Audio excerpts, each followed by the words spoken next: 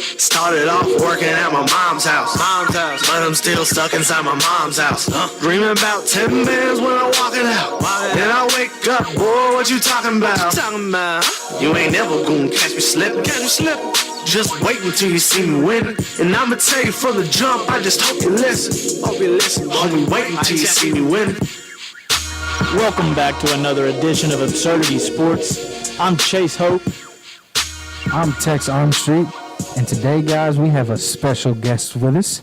JK, I ain't kidding, McMillen, our resident conspiracy theorist. How you doing over there, JK? Well, I don't know. I'm just going to tell you that, the 1980 whatever NBA draft was rigged. Last year's NFL draft was rigged. Everything was rigged. Was JFK an inside job?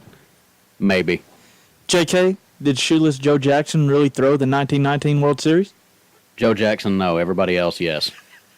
And you know what you're hearing this on? You're hearing this live on WTTU 88.5 FM, The Nest, Cookville's only alternative. You can hear us live 3 ways on 88.5 FM, The OG, online at tennesseetech.edu/WTTU, and any of the residential halls thanks to our partnership with Res Life. And as always, thanks for listening. So, we have a standout team regionally here that we need to talk about. Yep. The Tennessee Tech Golden Eagles have been on an absolute tear. Their baseball team is on fire. And we mean like walking through damnation with a gasoline-lighted suit. Yeah, I mean, I've already called the fire department. They said they're going to be on their way. They don't have enough water to put us out. Well, there's the more southern version, walking through hell with gasoline britches, but I appreciate your full-bodied implement there, Mr. Texas. So, Chase, why exactly are they on fire right now? What are they doing that's so special? They're hitting the ball. They're knocking the cover off the ball. As a matter of fact, right here in Cookeville, Tennessee, our Tennessee Tech Golden Eagles lead the nation in batting average, hits, runs scored, home runs, slugging percentage, and win-loss percentage. So, this team has not only done all those things, they've won 16 straight ball games, and they're going for 17 tonight against MTSU. But they've also, in all those categories they lead in, they've played about 4 less games than the next people. The next team. Yeah, that are coming up right behind them. Yeah, I mean, as a team, they're batting .353 with 394 hits, 332 runs, 67 home runs, a .625 slugging percentage, and a win-loss percentage of 833. They're 25-5 with a 14-1 conference record. Yeah, and so their batting average is 30 points higher than the next best team. Their runs scored is 22 more runs than the next best team. They have 11 more home runs than the next best team. They are just ridiculous right now. They're playing out of their mind. They're putting up football scores on people. And and here's the thing, we've got some notable standouts. So first we'll start with the offense. We have Trevor Putzik. He's batting .352. His on-base percentage is .468, and he's slugging .695 with 9 home runs and 40 RBIs. Alex Jr. is hitting .344, .472 on-base percentage, and a .563 slugging. Kevin Stroshine is hitting a ridiculous .401, a .447 on-base percentage, and a .693 slugging with 9 home runs and 36 RBIs. Chase Chambers, the lefty first baseman, is hitting .355. He has an on-base percentage of .473. I mean, you're going to be a stud with that name, Chase. Yeah, okay. And his slugging is .636, and he's got 8 home runs, and he also has 35 RBIs. And then, just to throw it, Benny Kalevahea is hitting .404. His on-base percentage is a ridiculous .484, and he's slugging .588. And that's just the offense.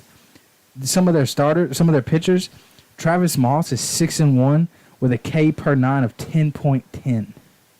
And then that's absolutely ridiculous. And then a kid that we actually talked to, Ethan Roberts, as a reliever, his win-loss is a 3-1. I love you, Ethan.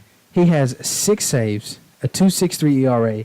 His K per 9 is an absolutely ridiculously just unfathomable number, 14.82 Ks per 9. And we talked to Ethan Roberts asking him what is it that's making this team so successful?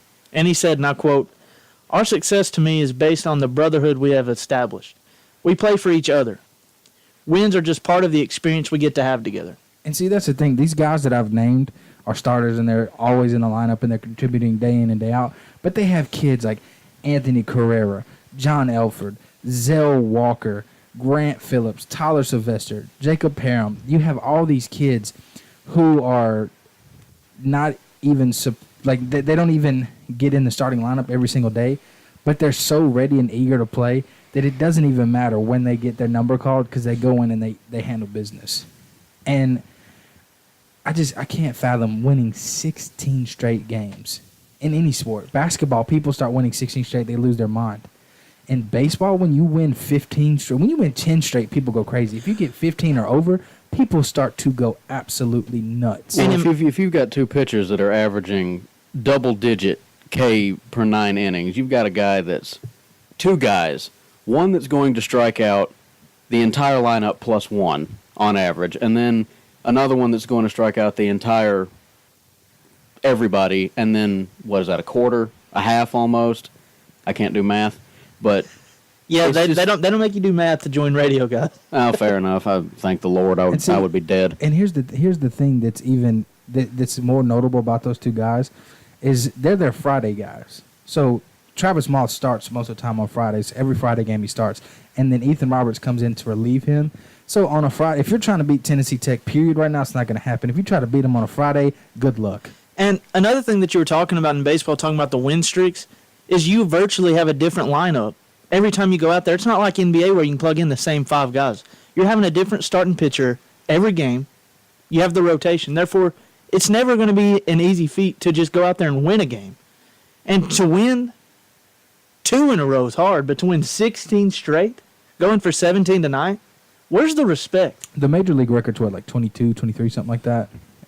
Somewhere around there? Is Murderer's Row, and then that's broken by The Athletics. The Moneyball Athletics. Yeah, it's like around 22 or something like that. So these guys are not far off from breaking an MLB record. You know, so like when you can consistently put up win after win after win, and you're playing this, and the other thing about baseball is you're playing the same team most of the time 2 or 3 times within a 2 or 3 day span. So they get to see these hitters. The coaches get to prep for these hitters. They get to change their game plan to get ready to face these guys. So the fact that there is not 16 different opponents who haven't seen them all season. It's guys that are seeing them 2 or 3 times, and they're still putting a hurt on them. And their last 2 wins, or the 2 wins previous, were walk-off wins. Yeah, and the all-time record in Division I college baseball is 34 straight wins, and that was set in 1999 by the Florida Atlantic Isles. Well, they tied the 1977 Texas Longhorns with 34. Hook 'em horns. And Boo. And honestly, winning 34 straight is going to be absurd, but just the fact that Tech's won 16 straight. It's a school record. Yeah, and they lead pretty much they lead the nation in almost every offensive category. All the ones that count. And they just now are getting ranked. Where's the respect? Well, this team always gets. Last year they waltzed in the FSU, okay, and like I've known Florida State. I've known this team for a while, okay. This team has always been disrespected. They don't get the recognition they deserve, and so they walked into FSU at Florida State down there, and they were like, you know what, we're gonna beat you, and they did. They rode their offense to beat them, and some of our guys, like one of the biggest guys we had last year, Ryan Flick, he was no longer there. He graduated. He moved on, and our offense is. It hasn't skipped a beat. It's even better. Stroshine, the kid that I was talking about, Kevin Stroshine, he had a quote unquote down year last year. He hit around 290. His freshman year he hit 393. Then he bounces back for a 401 season so far. Absolutely absurd. Just like the show. It's ridiculous. I just don't look out for these kids. When they get into the regional, look out for these kids. There's no doubt in my mind that we might be seeing them play in Omaha. It's small school bias. That's all it is. You're not as big as Vanderbilt, who's not that big compared to everybody else. But we've beat them. Yeah, I know. Don't remind me of it. Oh yeah, I forgot he's a Vandy fan. Yeah, Tim Corbin, if you could kindly We walked in there and took that 5-2 win last year. We'll take it. Yeah, there's a graduate transfer. I believe his name is Hansby Dawson. He'd like to come back and play. And there's a pitcher with some glasses. His name is Larson Fulmer. I couldn't come up with that one. I ran out of gas on that one. Yeah, this team is what we would call a bracket buster. I think they're gonna disrupt some teams. But it's always like if you get to know this team, if you even watch this team play, or even talk to some of the players at all, and listen to them talk to the national media, they're super humble. They're about their business. And Coach Braga, Matt Braga, he's been here 14, 15 years. He runs a tight knit program. He's one of the best in the game. We have. Like I said, our offense, but it always seems like it's this team against everybody else, because nobody, like he said, small school bias, whatever. But it's always like this team is always like, okay, we are getting overlooked, so we're gonna play with the biggest chip on our shoulder, and we're gonna try to stick it to everybody that comes into our house and every house that we walk into, because it's always a fight. It's always us against somebody. And one thing about Tech is Tennessee Tech is a baseball school. That's our baseball team is arguably our best collegiate sport that we have. I don't think it's that much of an argument. I don't think it's an argument. No, because tennis is really, really like our tennis team. Oh, yeah. Our tennis team, we constantly send people to the top competitions in the country. So I don't want to. We can't discredit tennis. Yeah, that's what I'm saying. I don't want to look over our tennis team, and our girls soccer team is also very, very good here. That's right. Very good here at Tennessee Tech. So it's a little bit steeper competition you might think, but our baseball team is the best team. Tennis and women's soccer is very, very good, but with this mentality of it's always because the soccer team, people kind of know about them. People know about our tennis players. They already know about them. Nobody ever sees us coming because it's always we're the underdog. We have to fight and we have to define exactly who we are. We have to define our season. You can give people the name. They know who Kerry Naderman is. They know who Eduardo Mena is. Yep. They don't know who Stroshine is. They don't know who Kevin Stroshine is. They don't know who Ethan Roberts is. They don't know who Travis Moss is. They don't know, even like some of the guys I was talking about, John Elford, Anthony Carrera, Jacob Parham, they don't know who those guys are. And just yesterday, I was looking at this roster, and I texted Tex immediately. I was so shocked. If y'all remember, a few years ago, Goodlettsville, Tennessee sent a Little League team all the way to the World Championship game in the Little League World Series.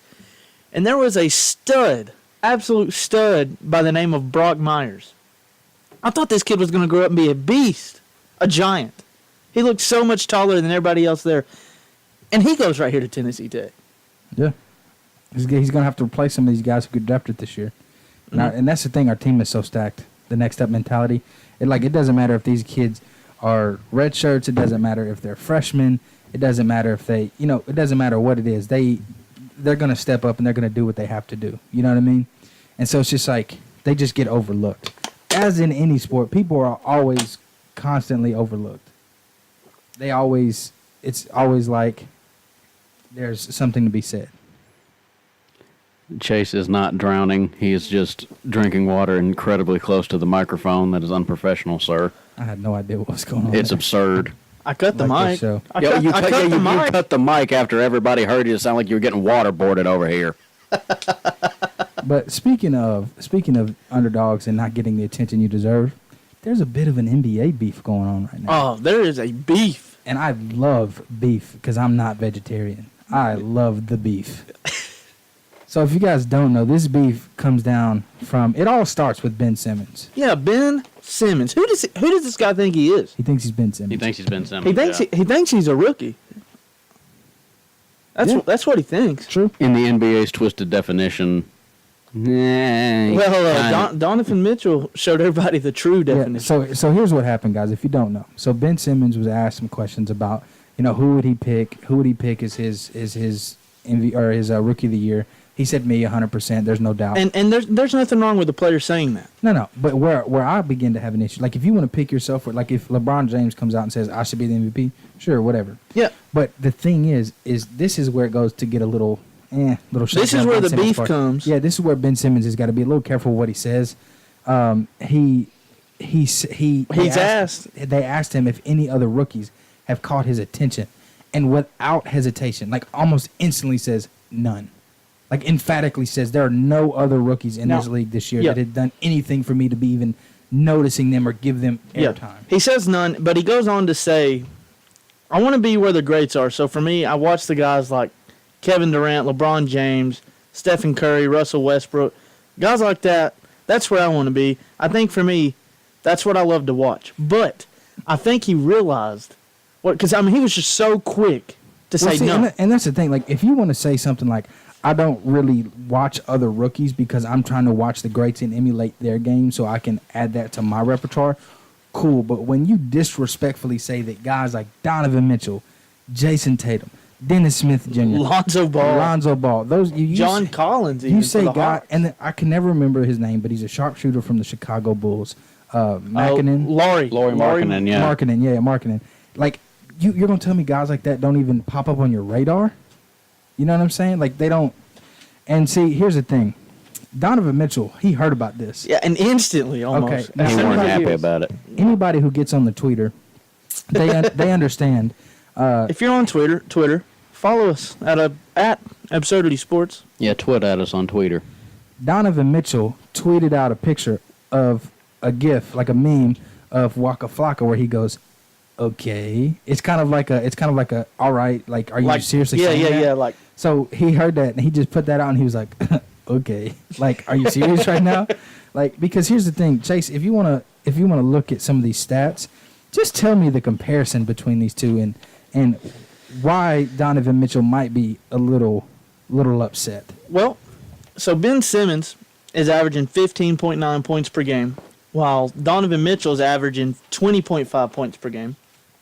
Ben Simmons has 8.2 rebounds per game. Donovan Mitchell has 3.7. He's a guard. He's not going to have as many. Ben Simmons is averaging 8.2 assists, while Donovan Mitchell is averaging 3.7, which I think this stat's a little flawed if you're going strictly off numbers, because Donovan Mitchell is the Utah Jazz's premier top scoring threat.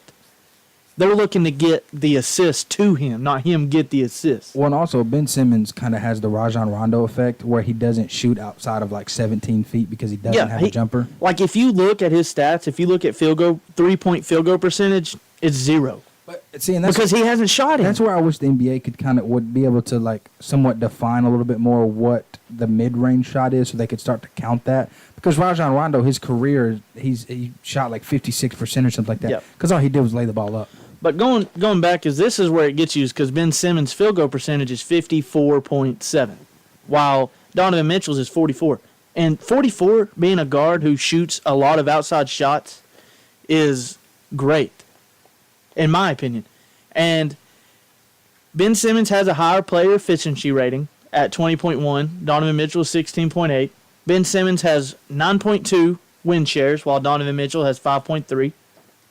Donovan Mitchell shooting 34.3% from behind the arc. Ben Simmons with a 0 because he doesn't shoot behind the arc. Has he attempted 3-pointers this year? He's attempted 1. Oh, wow. 1. If you look at his average 3-point attempts, it's 0.01. So he's attempted 1. Yeah.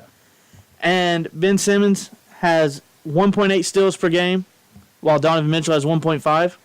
And Ben Simmons is averaging 3.4 turnovers compared to Donovan Mitchell's 2.7. And see, another stat here that stands out to me is the free throw percentage. Ben Simmons is shooting 55.8%, and Donovan Mitchell is shooting 80.8%, which means he's taking advantage of the free shots that he's given. Yeah. He's gonna make 8 out of 10, while Ben's only gonna make about 5 out of 10. And so it just doesn't make very much sense to me. You know what I mean? Like, I understand, like, in my opinion, Ben Simmons is the rookie of the year. Yeah, mine too. But should he be considered a rookie? And how is he going to say he's not noticed any other rookies when you have a guy like Donovan Mitchell who has been outstanding all year? Well, then seeing Donovan Mitchell, he kind of took it a step up, and he comes in, he goes and gets some of his buddies, and he makes a sweatshirt, okay? And it's the definition of what a rookie is, and it says on the shirt, an athlete playing his or her first season as a member of a professional sports team. Yeah, and if y'all don't remember, Ben Simmons missed all of last year due to an injury. And the big controversy here is, and it was still the same way back when Blake Griffin won the award, is Ben Simmons a rookie? In any other league, he's no, absolutely not. Except not. baseball. Yes, anything, that's what's screwed up about the NBA system of doing things. Like, isn't Dante Exum technically considered a rookie now? and he got drafted 3 or 4 years ago?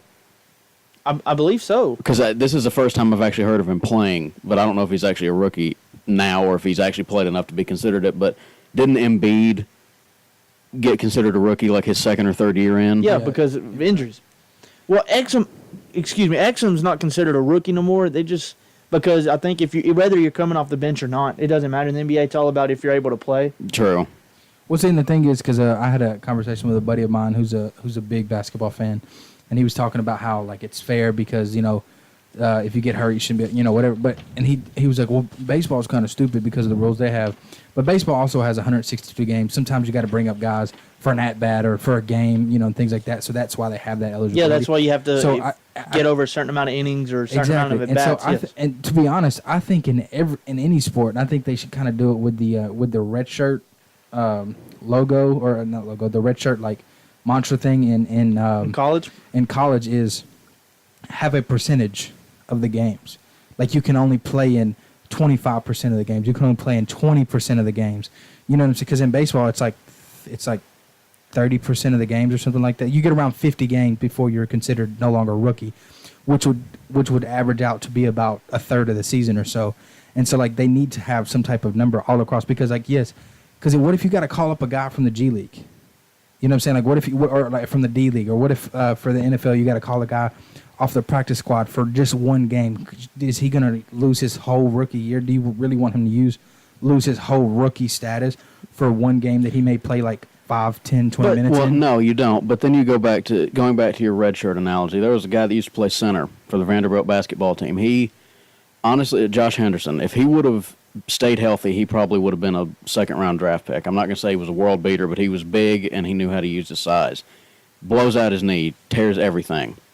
He was already on a red shirt, so they put him on a medical red shirt, and he wound up having to stay on that medical red shirt for he seemed like he was there forever. But he was there long enough that he graduated by the time he was done playing basketball, he also hit that miracle 78-point three-pointer against Florida. It was a dude with the knee brace, the big dude with the buzz cut and the knee brace. By the time he was done playing basketball at Vanderbilt, he had long since graduated. He had an undergrad and a master's degree from Vanderbilt. That's how long he stayed. And he was still technically a senior in all this. Well, but see, that goes into the medical red shirt question. I'm talking purely red shirt. But does that take it away when you take the medical red shirt? If somebody has to sit out, should that count against their... Guys, y'all are all missing the point here.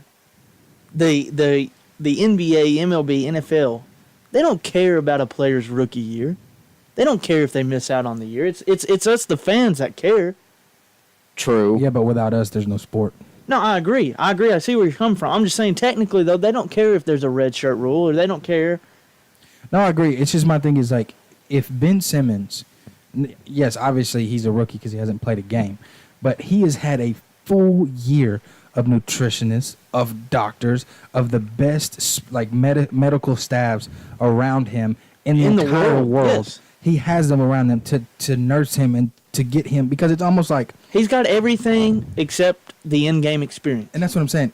And that's what it is. It's like, and Donovan Mitchell brought it up in an interview, and he was like, if you have a test in June, but you get a year that you know that you have a year to study for that test, you're obviously going to do a lot better on that. He didn't say this part. This is my part. That was the end quote. Basically what he's insinuating is, if you have a year to study for that test, you're going to do a lot better than people who don't have a year to study for that test, who just have to walk in there and take the test, you know?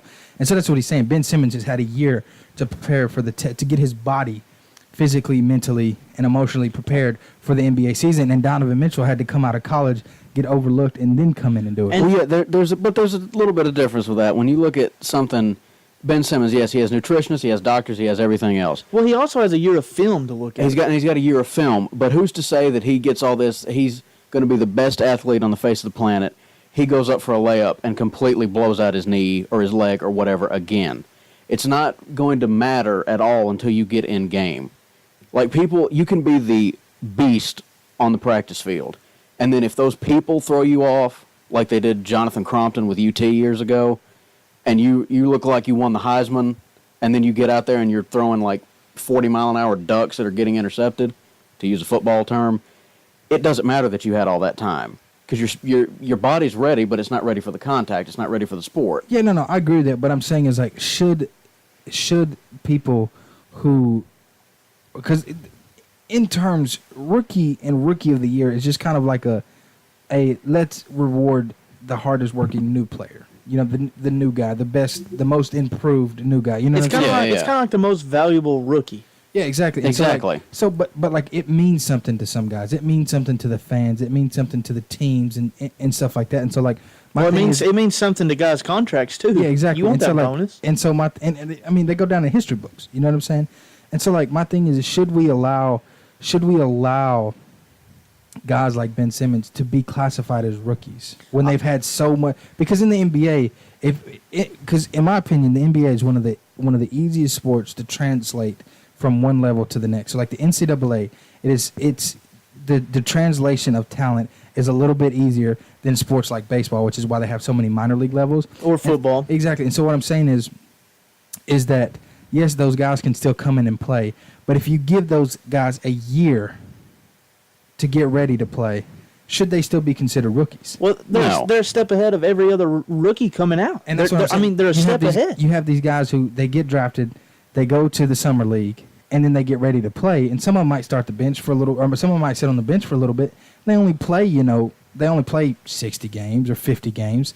So why should those guys who have to compete immediately, guys like Donovan Mitchell and Dennis Smith Jr. and Jason Tatum, why should those guys get food taken out of their mouths from a guy who's already been here for a year, has been able to sit on the bench and watch other players play, has been around the team and been an NBA superstar caliber talent on the bench for the entire year? Well, they shouldn't.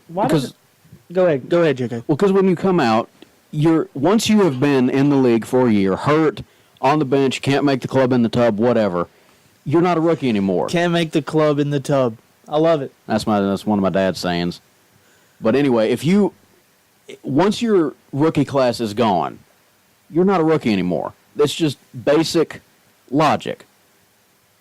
Embiid was not a rookie when he started playing. Simmons is not a rookie now. But because of the stupid way that it's probably outlined in the CBA, it has to be. And so Ben Simmons is like, oh, hell, we're going to have the Rookie of the Year watch here. And, oh, look, it's Ben Simmons, superstar, almost won the Wooden Award if he hadn't cut class one too many times. And my thing is why is people in the situation of Ben Simmons, why are they not considered for maybe the most improved player award? There you Granted, go. that takes away from Victor Oladipo, but it's a better fitting award for who he is. I agree.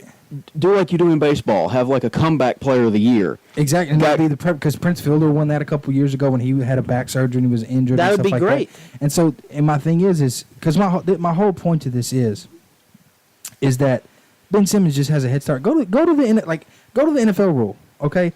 Like Deshaun Watson, or Marcus Mariota or Andrew Luck, these guys who are getting hurt. Say they come in their rookie year and they play one game and they get hurt. That next year, from that time to the time OTA start, they get to watch film on guys that are going to be playing. They get the doctors like Ben Simmons does. They're not rookies anymore, so why can't the NBA do that? And you also got to think this is teams are not going to have film on them. Exactly. Which that's a huge advantage. When it's different when you get to the level that in the NFL, if a guy is hurt, you're not going to draft him in the first round. But because of the way that the NBA is structured with everything and the way they put everything, you can draft Joel Embiid knowing full well he's not going to play. You can draft Ben Simmons knowing full well he's not going to play. I'm looking at you, Sam Hinkie. Well, Ben Simmons didn't get hurt until after he was drafted. Okay, well, that's a good point. But I'm catching your drift. It's Embiid's draft stock was barely affected by the fact that everybody knew he was not going to be able to play. Well, yeah, because they could just get him and stash him. Yeah, which is exactly because you're so young. It's like in the MLB. Like it's in the MLB, it works a little bit different. It works kind of better. Like you can get a guy who's hurt and you can put him on the DL, or you can get a guy that's hurt and you can just stash him in the minor leagues for a while and then protect him with your 40-man roster spot. So like the NBA is kind of doing that with their IR and stuff like that. But I just don't, and I'm fine with Ben Simmons getting awards and stuff like that. But I don't think he should get the award for like what you said. If your rookie class is no longer the rookie class, you're not a rookie. No, you're not a rookie. Ben Simmons, you come in, you get hurt. That's bad. You got a year to sit there. You get to watch film. You get to look at everybody. You get to say, I know if this guy is coming up. You get to look at everybody in your division. And even then, sometimes you go into the because like what happens? Because say Ben Simmons gets hurt, or somebody like that gets hurt and they cut him, and then he goes and plays overseas and starts to ball out, and then he comes back when he's 24, 25, a couple years later, he's still considered a rookie because he never played a minute, but he has 4 years of overseas experience. You know what I'm saying? He was drafted and then he got experience elsewhere, and he would still be considered a rookie. Well, yeah, and that's with stuff like Embiid. It goes to another thing that Philadelphia is guilty of. Is it's what you said. You can stash them. That's what they do in Philadelphia. That's the process. It's tank and then stash assets. Well, it's they trusted the process, and it's paying off. Well, yeah, after they completely ruined Jahlil Okafor and traded him for peanuts, and then after Don't forget Nerlens Noel. No, I don't forget the toilet brush. God bless him. God bless him. He's on our team now. I know I came up with that when I heckled him as a young man at Memorial Gym. But Nerlens, yeah, he had the chance, and they just no, we're going to bring in Okafor. Well, Okafor, do you have the chance? No, we're going to bring in a guy that can't even play, and now the guy that can't even play looks like a world beater. So, yeah, I think there has to be a rule for me personally. There needs to be a rule change. If your rookie class is no longer the rookie class, you shouldn't have a chance to win Rookie of the Year. Like, I hate it for you, but let's be honest here.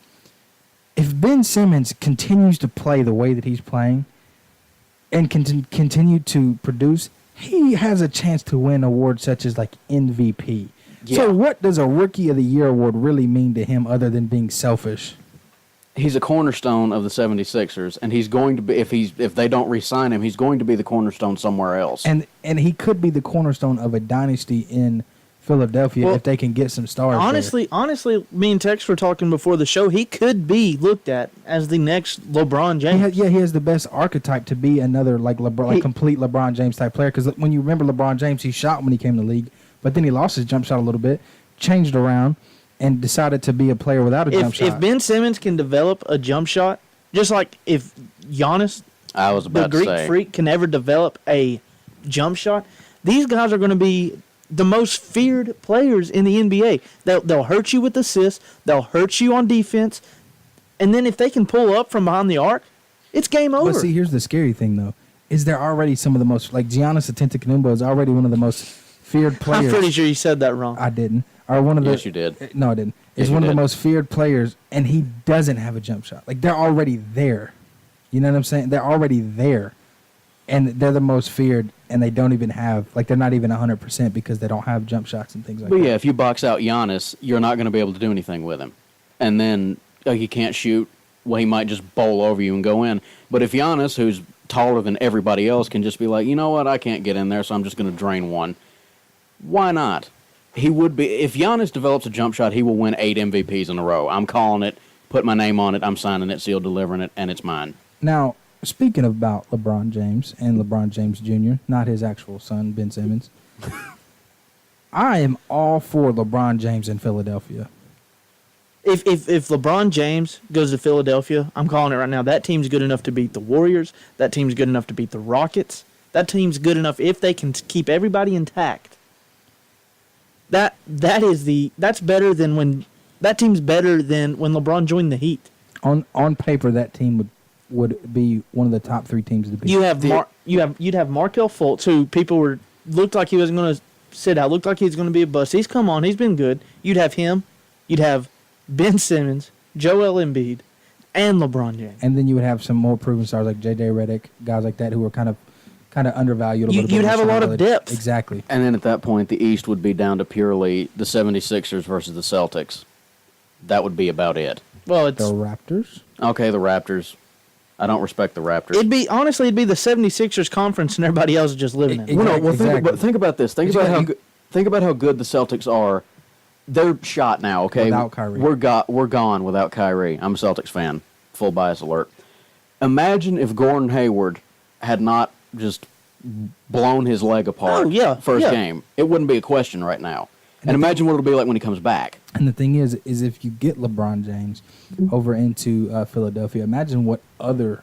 he doesn't even have to bring in major stars. Just imagine what other kind of talent he could recruit being LeBron James. How many other people would just want to come play with LeBron James and play with a team like Philadelphia who wants to win? That's the problem, though, when you let LeBron become the GM. No. I'm not saying let him make decisions. I'm saying the lure of having LeBron James on the team. People would want to come play with him. So what I'm saying is he would make it a more attractive free agent destination. As long as he's not actively recruiting people like he did to destroy Cleveland, then yes. You know what I'm saying? And it's because, and LeBron James going to Philadelphia and luring those people, you heard that first on WTTU 88.5 FM, the Nest, Cookville's only alternative. You can hear us live 3 ways on 88.5 FM, the OG, online at tntech.eu/WTTU, and in any of the residence halls thanks to our partnership with ResLife. As always, thanks for listening. So, the 76ers, if LeBron was able to go there, that would be the most feared team in the NBA in my mind. Feared more than the Warriors, feared more than the Rockets, feared than any other team. But let's transition to the NHL. The most feared, My favorite. the most feared team in the NHL is the Nashville Predators, right here in Tennessee. Sorry, I'm not gonna jinx them, but they're winning it all. I mean, if it's Stanley Cup or bust. Yeah. It has to be after last year. So first of all, You come in as the 8th seed last year, you sweep the Blackhawks. You take the Penguins to 6 games, and you're right there in it. so for people, and also for some people who may not be huge like NHL fans or maybe not know the backstory, they try to take this hockey team away from us. They try to take this hockey team away from Nashville, and we weren't having it. And then after that, we only set record numbers for attendance and volume and stuff like that. And so, like Chase was saying, last year, we really put it on the map. Yeah, brought 100,000 people downtown. You had more people outside watching an away game at an outdoor venue in just a park and on Broadway than you had actually in the PPG Paints Arena in Pittsburgh.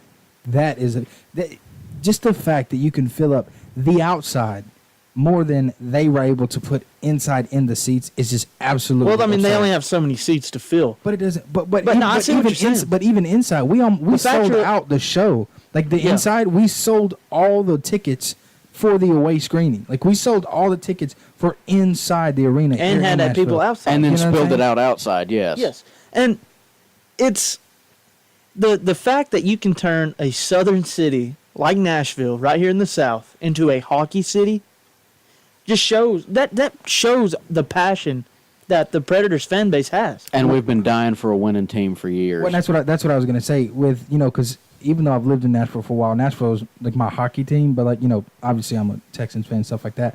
But this team could really get the non-winning team like monkey off their back. Like if they can win, people might forget a little bit about the Titans losing the Super Bowl and the Sounds not really doing good in minor leagues, and stuff like that. Yeah. And even the Grizzlies in Tennessee, like not really winning. You know what I'm saying? It's like this Nashville team has a chance to exercise a lot of demons at the city of Nashville. And I think the biggest one that people are so upset about is the fact that people still, after all of this success, all these having the best team in the NHL, they still call Nashville not a hockey town.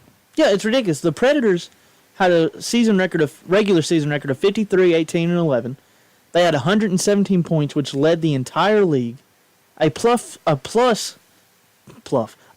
56 goal differential, I love Trevor Pluff. and they've won the President's Trophy. Is the President's Trophy curse rule? No, we were talking with Noah McKay. Yeah, statistically, according to Noah McKay, Hockey Master.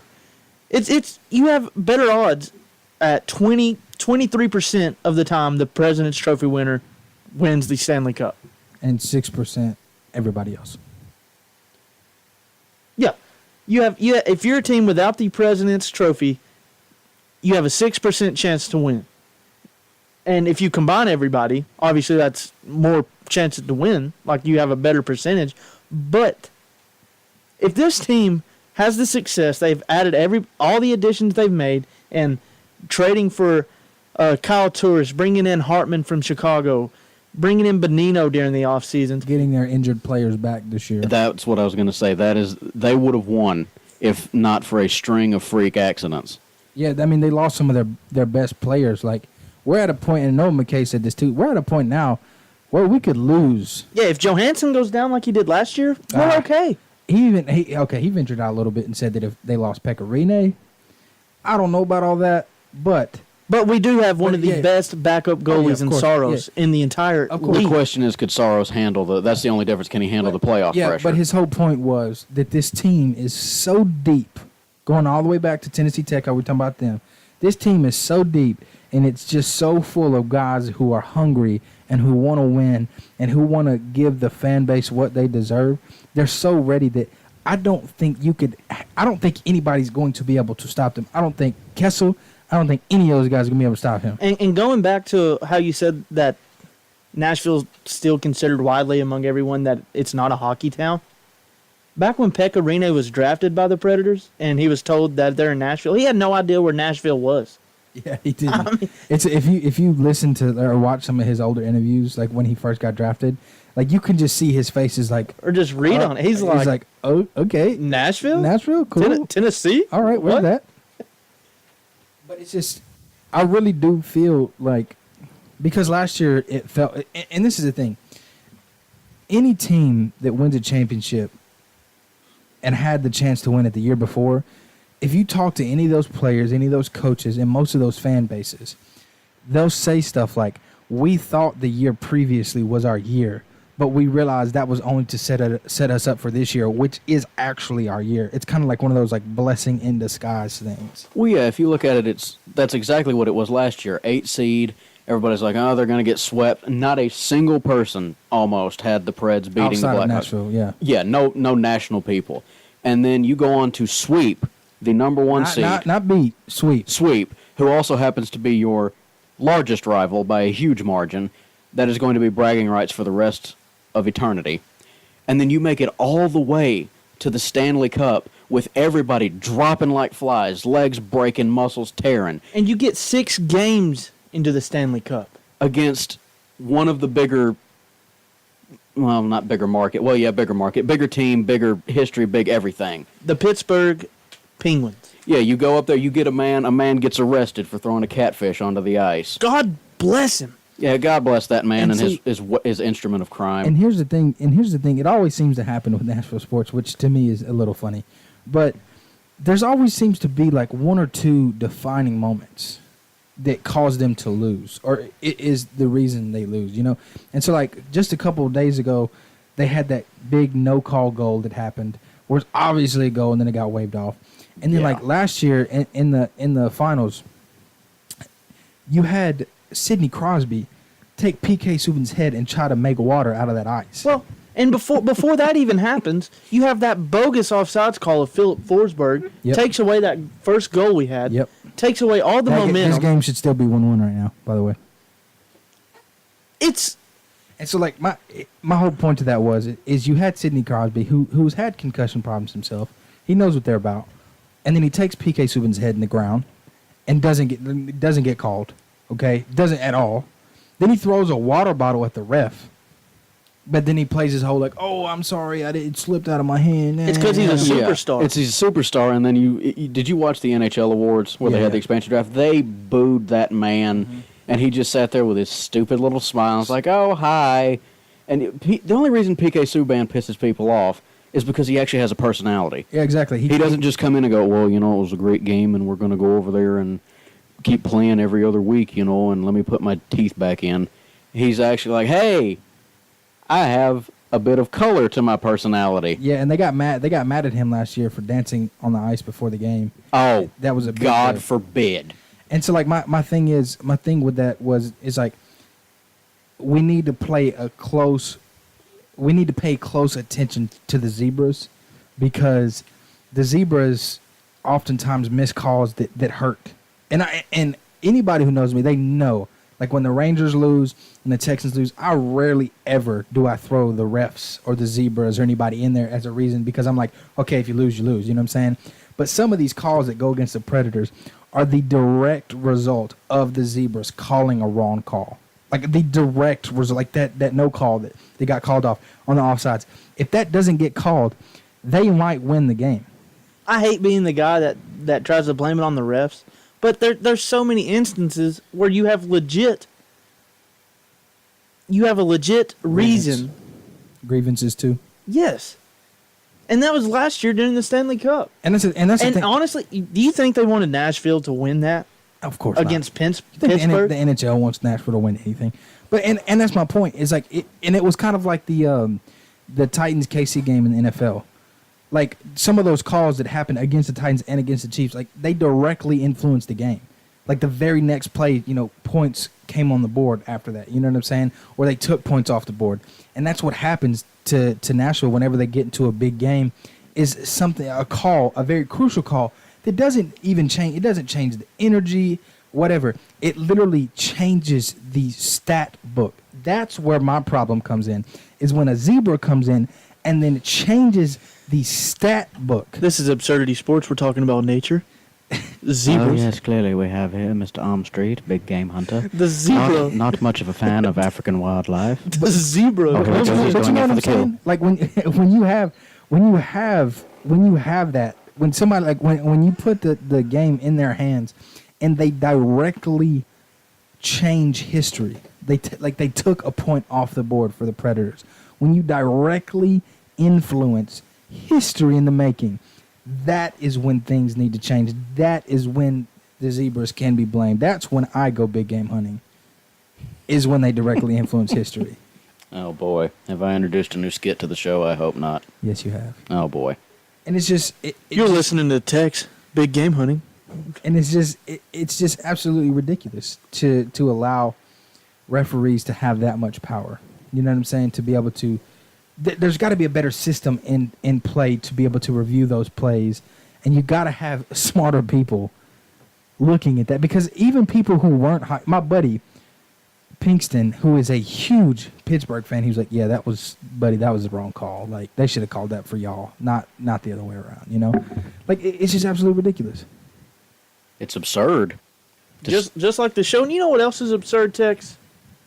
You want to know what I think's absurd? Please, God, no. That you think a hot dog is a sandwich. Oh, dear Lord. No.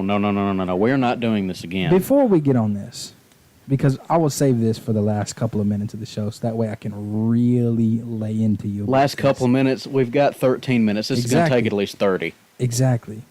You know who thinks a hot dog is a sandwich? Shohei Ohtani. Who cares what Shohei thinks? I don't believe the hype. I'm not sure I believe the hype. About Shohei? Yeah. I mean, he's got as many home runs as the Tigers. He's got as many strikeouts, or right around as Max Scherzer. He has more strikeouts than Scherzer and more home runs than Aaron Judge, and you don't believe the hype? I just don't, because I mean, it's so early. It's a small, exactly. It's a small sample size. Season. Ronald Acuna hit really well in spring training. That doesn't mean he's going to do it in the major leagues. Shut your mouth.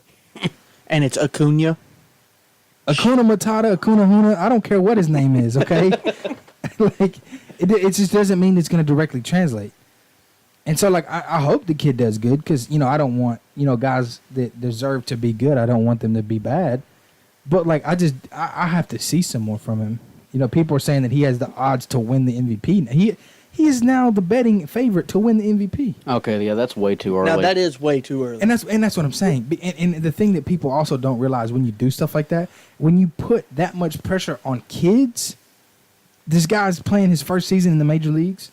It's gonna take his wear and tear on him. Well, the thing is I can see why he would have a better odd to win MVP because he plays both positions. But I'm not going to sit here and say, oh, he's winning it over Giancarlo Stanton. He's winning it over Carlos Correa. He's winning it over Francisco Lindor. He's going to win it over Mike Trout. He's going to win it over Aaron Judge. He's going to win it over Nolan Arenado and Charlie Blackmon. Well, they're in the NL. You said Aaron Judge and Giancarlo Stanton. I didn't say Giancarlo Stanton. I said Aaron Judge. No, you said both. You said both. Replay the tape. I do want to say... Fake news. Fake is news. Absurdity Sports. Worst show on radio. Host is a liar. Fake. Anyway, point I was trying to make is... Yeah, Tex. I know, dude. The baseballs are juiced. Balls are juiced, dude. That's JK's impersonation of me. Dude, you going to tell me after 100 years...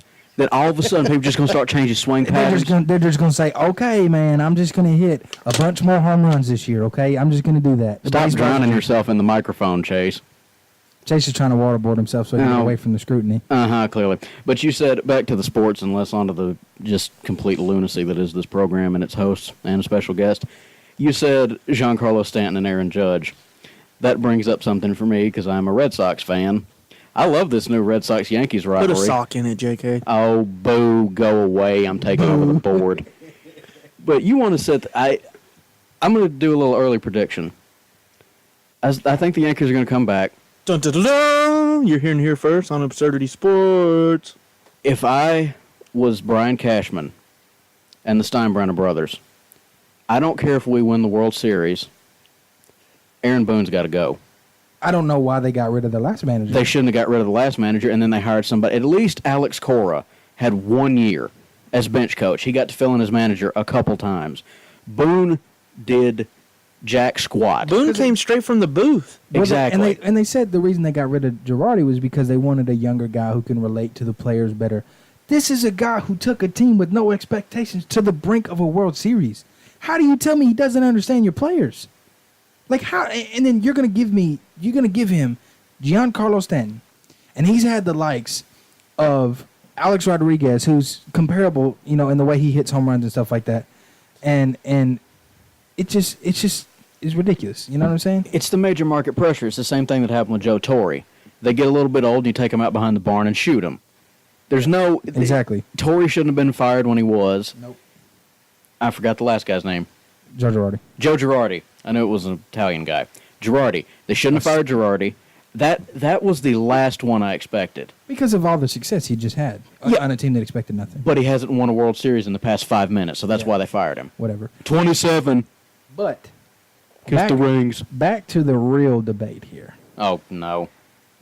We're going A hot over. dog is a sandwich. No. It absolutely is a sandwich. No, it's not. It does not have two pieces of bread. The hot dog bun is individually one piece of bread, and you have the meat, which, a.k.a. the hot dog, is the meat. You put ketchup on it. You put mustard on it. You put relish, whatever you want to put on it. It is not a sandwich. It is not between two pieces of bread. It does not have a deli meat on it. I have never seen somebody eat a hot dog with lettuce on it. Don't steal my arguments. So let me ask you a question. So you go to Subway, right? Yeah, I go to Subway. What do you call those? A sub. Yeah, but it's a sandwich, right? It's a sandwich, I correct? call it a sub. But it's a sandwich, correct? I call it a sub. But is it a sandwich? Okay. It's I a guess Subway so. sandwich. Okay. A sub sandwich. Okay. Right? So if that bread is connected, so it's not a sandwich, right? Well, it depends on what sub sandwich shop you're going to. So if you put meatballs in it, it is a sandwich? Yeah. Okay, but the bread's connected, so his argument's Well, invalid. the bread's connected if you go to, like, Quiznos. If you go to Subway, if you go to Firehouse, it's not connected. Now, a hot dog is a sandwich. It is a conditional sandwich. It is only a sandwich. Keyword, back it up there. Conditional sandwich. Conditional sandwich. A hot dog is never a sandwich. No, sir. JK, shut your mouth. No, listen here, boy. Shut your mouth. Shut your mouth, son. I will tell you, I'm going to take you to Shut school. your mouth and know your role. I am Dwayne The Rock Johnson. Listen here. The Rock and his millions And millions. of hot dog eaters. No. The point is, there are two conditions. Can you smell what the right? It's hot dogs. Yeah, exactly. The point is, it is a conditional sandwich. If you turn it sideways so that the And opening... stick it up your candy butt. Nope, not going. Okay, sorry. Don't Not say going. that. You're going to get on me for saying words, and you're going to start talking about... No, never mind. Anyway, point is, if you turn it sideways so that the wiener opening is on the side, the thing where you put the frank in, if that is on the side and you eat it like that way, you're a communist and a heathen. But it is you are eating a sandwich. If you get them in the pack, the bun. JK, if you turn it sideways, you're still eating a hot dog. No, you are eating a sandwich No, because you're eating a hot dog. sandwich implies that it is open on the side. On the contrary, I think both ways of eating it, it still justifies as a sandwich. Merriam-Webster's definition agrees with it being a sandwich. Merriam-Webster doesn't know jack. So let me ask you a question. If I take some saltine crackers, No, I got a question. When you go, do you say, I'm going to go eat me a sandwich, or do you say, I'm going to eat me a hot dog? You've never once said, I'm eating a hot dog sandwich, or I'm going to eat a sandwich. And I have said I'm eating a hot dog. No, you were eating a hot dog sandwich if you take hot dogs, cut them in half, and then put all the crap on it and put it on 2 pieces of bread. Exactly. On 2 pieces of bread, not if it's in a hot dog. You're also an idiot if you do that, but... There are 2 pieces of bread. They're just connected. So you even said When you said, listen, you even text, said when the text, bread text. breaks. You even said that if the bread breaks apart from one another, like we're enjoying Sunday divine church service, Here's- if the here- bread Exactly. breaks, that it is a sandwich. That is the only second condition in which case it bemes a sandwich. I got If the bread separates, Here's my thing: if you put a hot dog on a hamburger bun, it's a sandwich. If you Fair run enough. you run out of hot Put it now, on two listen, square pieces of bread, it's a sandwich. you run out of hot dog buns. You're out of hot dog buns. You grab a loaf of bread. Do you pull out 2 pieces and put the hot dog on it, or do you pull out 1 and fold it over? Oh, see, No, I don't have any self-control, so I pull out 2 hot dogs and put it on 2 pieces of bread. Okay, sir, I make a true sandwich. no, and furthermore, if you pull out white bread and you take one piece of white bread, sliced white bread, unless you live in like 1945 and you didn't slice your bread, and you pull that out and you put your ketchup and your mustard and your relish and all your other condiments, depending on whatever godless heathen version of a hot dog you're eating, and then you don't expect that bread to just fall apart under the weight of ketchup, mustard, and relish. You've got to double bread it. I've never once double breaded it. I put 1 piece of bread out. It's a sandwich. Is that why you've dropped so many hot dogs on the kitchen floor? I've never dropped a hot dog on the kitchen floor, Okay, you JK. dropped a hot dog on the couch and then Dakota got real mad at I've you. never dropped a hot dog on the couch, JK. I've never once dropped a hot dog. Well, aren't you just perfect? Do you know how many shirts I've ruined with mustard and relish stains? One. Hey, That's my favorite shirt. I've dropped mustard, I've dropped ketchup, but I've never dropped the dog. Well, what are you doing putting mustard Listen, all I'm and saying- ketchup in your hand? Listen, all I'm saying, at the end of the day, a hot dog is without doubt a sandwich. If you can't look at the facts that me and JK have brought here, You want to look at the facts, Tex? I'm not on anybody's side Emily here. Lamont, a good friend of ours, Twitter's stupid. Emily Lamont, Twitter's stupid. puts a poll on Twitter. Emily Lamont doesn't even know what she's Asks, talking about. asks, is a hot dog a sandwich? 79% no. Yeah, because those 79% are stupid. You're going to argue with the masses here. No, how many votes? Doesn't matter how many votes? How many votes? 63 votes. 63 votes. Stupid. Stupid. You even voted yes. You even contradicted yourself and voted yes on the poll. I hit the wrong button, okay? You cannot throw Did this you? up. No. Did you? No, see, and that's the thing. Here's the thing. It's my mind is telling me no, but my body is telling me yes. No, it's not a sandwich at all. So why did Then why did you vote yes? Why did your fingers say it was a sandwich, Chase? Oh, Your fingers and your brain know the truth. No. You are stubborn and say no, but your brain was like, you know what? I'm going to help this man out. I'm going to put him on the right side of the law, and I'm going to say that a hot dog is So you mean to I'm tell going me to tell you right now, if you've never gone into the voting booth and been like, I'm going to vote for Mayor Ricky Shelton, and then you were hungry and you accidentally somehow managed because your body was right, you voted for the Hamburglar and Mayor McCheese. He's got a point. I know you have. because I'm on Twitter. I hit the wrong button. You can hit the wrong button in the voting booth. No, because it says, are you sure you want to vote for so-and-so? Well, On Twitter, you lock it in. There's no changing it. On Facebook, at least you can change your vote. Why would you want to change your vote if you were right? Because the I first hit the time? wrong button. You were right. Did you? Did you? I don't think you did. I don't think you did hit the wrong button. I'm I think gonna tell you hit right the now. button And you're trying to cover yourself up. 'cause I don't you know what even- the right answer is. It's a conspiracy. If you come out of your mouth right now and say, I don't even like hot dogs, then you no longer have an opinion No, on this. I subject. love hot dogs, and if I meet somebody, and one of the first things we talk about is if whether a hot dog is a sandwich or not, and they say it is a sandwich, I instantly I hope Dakota, cannot stand that Dakota person. thinks that hot dog is a sandwich. Because remember the last time we had a debate about food, the old Nutty Buddy, she agreed with me on Nutty Buddy. She said the Nutty Buddies were good, and which Chase has now come around to say that Nutty Buddies are also good. And by this logic, Chase is saying that if Dakota, his lovely wife, comes out and says, I think hot dog is a You've been sandwich. together how many years? How many years, Chase? Putting you on the spot, buddy. How many years? We're you going been? on. It'll be 7 years in November. So you're telling me you're going to throw Be 7 years? married 2 years. So you're going in to throw July. away 7 years of love and friendship? 7 years, she says a hot dog is a sandwich, and you start singing DIVORCE. No, I said if I Then you're a liar, sir. No, I said if I first meet them, and that's one of the things we talk about. Just like you guys, y'all tell me it's a sandwich. I still love you. I still love you. I can't say the same. This is a friendship breaker right here. You know what, Tex? Get out of the booth then. Well, it can't really because we got to be back here next Wednesday for another Absurdity Sports Show. But, you know, whatever. But it is a sandwich. And you know what? We'll figure out. We'll put this to rest one day. We'll put this to rest one day. Thank you all so much for listening, guys. I'm Chase Hoke. I'm Tex Armstreet. I'm J.K. McMillen. And this no, is, he ain't kidding. he is not kidding. This is Absurdity Sports. You've just listened to us live. The hot dog is a sandwich. Can I get my plug in before we go? Yes, go ahead, JK. Listen Plug your to, radio show in. listen to Radio Detente Fridays from 11 to 12 on 88.5. I don't like the guy that hosts it, but I think we're tangentially related somehow, so just listen to it. And my brain just done it again. He said that a hot dog was a sandwich, guys. You heard it here first. It is not a sandwich. Thanks for listening, guys. This has been Absurdity Sports. We'll see you next week.